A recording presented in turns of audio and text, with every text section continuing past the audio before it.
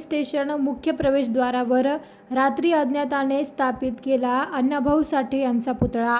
जोपर्यंत पुतळ्याला कायमस्वरूपी जागा मिळत नाही तोपर्यंत हटणार नसल्याची नागरिकांची भूमिका।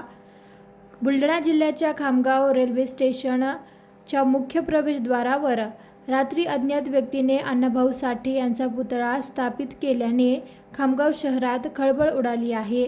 सकाळी हा प्रकार उजेडात आल्यावर या परिसरात अण्णाभाऊ साठे यांचे अनुयायांची मोठी गर्दी झाली होती।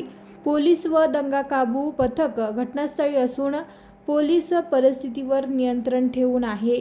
खामगाव शहराच्या अगदी मुख्य मार्गावर रेल्वे स्थानकाच्या मुख्य प्रवेशद्वारावरच हा पुतळा बसविल्याने व घटनास्थळी पोलीस पोहोचल्याने या परिसरात तणावाचं वातावरण निर्माण झालं आहे। सध्या घटनास्थळी दंगकाबू पथक व पोलीस तैनात असून जमावाशी पोलीस चर्चा करीत आहेत।